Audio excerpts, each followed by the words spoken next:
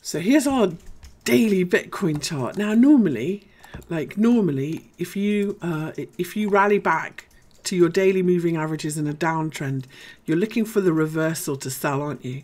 You're looking for it to close under the daily 20 moving average and say that the next swing lower is underway. And if you've done that every other time in Bitcoin, every time we rally back to the 20 moving average and roll over, you'd have had a pretty nice trade. The difference is this time that we spent a bit of time above this 20 moving average, and this 20 moving average is now support. So we've got ourselves a kind of bull bear line, if you like, in Bitfinex prices at 3,800, which is also 50% of this rally. So even if this is a big correction in Bitcoin, and this was the first leg higher, potentially we could see a pullback and another leg higher before the correction is complete and we resume selling again. Now, that's pretty easy to see in Bitcoin, and that looks pretty clear cut, doesn't it? If we look at this as a daily candle, let's zoom in a bit and see, you know, the tails say that there's some signs of support here. So 3,800, I think, in Bitfinex. If we look at Bitstamp, maybe, let's see where that 50% level is. They're all pretty much the same price action. It's 36.70 in Bitstamp prices. Sorry, 36.80. If we look at against Tether at Binance, same pattern, same thing with the daily 20 moving average. Potentially we find some support here, and 36.67 at Binance. So we're all in that kind of area where we should be looking for a bounce. But what we need to see now is some signs of a bullish reversal. So double bottom, higher low, which it looks like we're trying to make here. Something like that, and then a break of the highs in the middle confirms our reversal and another potentially start to another swing higher. But it's only obviously for sure when we take out these prior highs. Now, if we do that in Bitcoin, our next target is going to first off be these prior highs and the daily 50 moving average. So whatever exchange you're on, the high that we made on the 29th of November, there we go, is going to be kind of where you're looking. And if we measure the legs, so if we measure from this low to this high and project it from here, maybe a little bit higher, we can look at an ABC move, which would take us to 46.88. And we can, you know, do fib retraces as well and overlay them and see where we go. But, you know, I would keep your kind of expectations reasonable for this bounce, and kind of see how we go. You know, we're not out of trouble in terms of daily moving averages, and we're still in a downtrend in Bitcoin until proven otherwise. And, you know, I still think we have a date with maybe with 3,000 or 2,400. Now, I don't see... It could, okay, do I see an inverted head and shoulders with a sloping neckline? I do, and to be honest, a sloping neckline this way is the kind I like. When you see a sloping head and shoulders form at the bottom and the slope is this way, then I'm not so fond of them, because you can kind of just creep up the line and then you just roll over, if you know what I mean. So yeah, we could potentially see this, and if you draw it like this, then see what happens there, for sure. And, you know, that's not a bad way to do a target either. We'd take it like this, and from where we break out, you know. So where you break out, from the head to the neckline, you're looking for twice that distance. So let's see how we go in this. You know, I'm just kind of... The reason I'm not a fan of these sloping trend lines is trend lines really should connect highs and lows in the same sequence. This is a downswing at the moment until proven otherwise. So that's the only reason why. And if you remember that there is still the potential for strong horizontal resistance. In other words, if you ever buy a head and shoulders, an inverted head and shoulders with a sloping neckline, just remember that your first trouble area, if it's going to fail, are the highs of the previous highs, because that defines the trend. So that's all. So we're looking to see if we make a higher low or a bit of a reversal here in Bitcoin.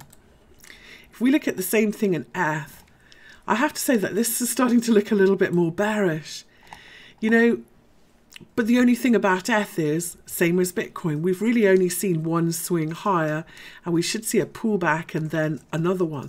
The problem with ETH is we've come to this tricky daily 50 moving average area, which really you kind of want to hold on to. If you're going to stay in an uptrend, once you get above a daily 50 moving average, you kind of shouldn't give it back. And it's also 50% of this last drop, so a very common area for in a trend for us to reverse and carry on lower.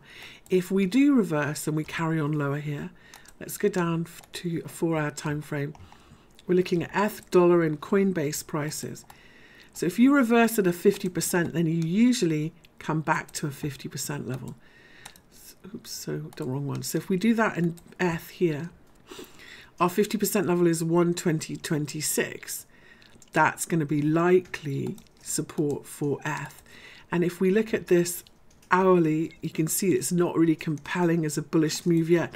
This last rally here on the hourly was an ABC rally, suggesting that we've still got another move lower to come. You can see this is a looks like that, just ABC up and another leg lower to come.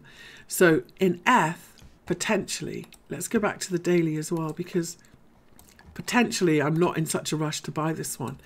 You know, I could see that it could be that our correction is over. You know, we could count this as, let's take this away.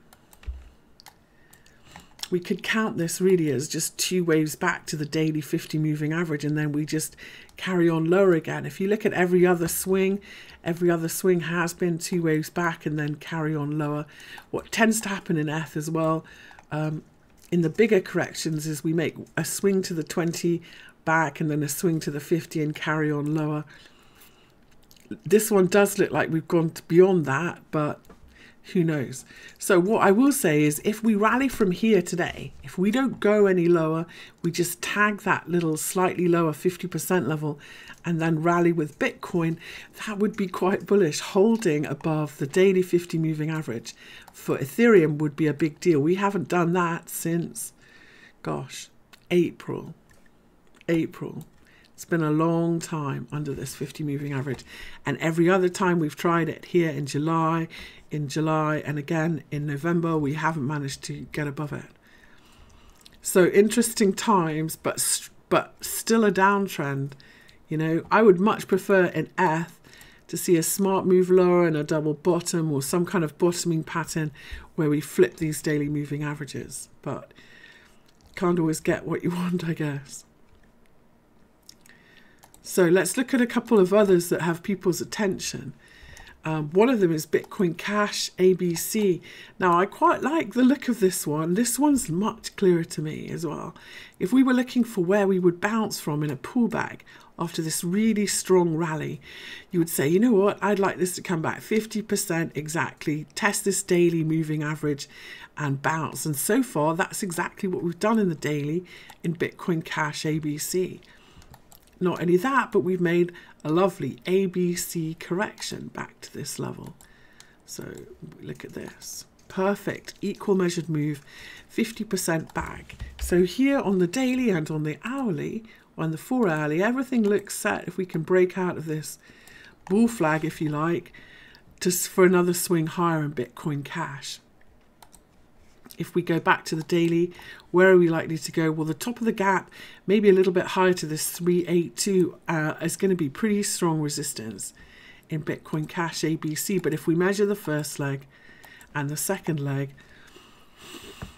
gosh, I will say once we get into this gap, the likelihood is that we'll fill it. So even though we've got an equal measured move sort of resistance area around 308, I think that we probably will pull back and continue higher. So I'm going to say resistance is 248, which is where we're 618 of the first leg, and that's also the daily 50 moving average. Let's put these back on again. Measure them again, make sure I'm doing it right.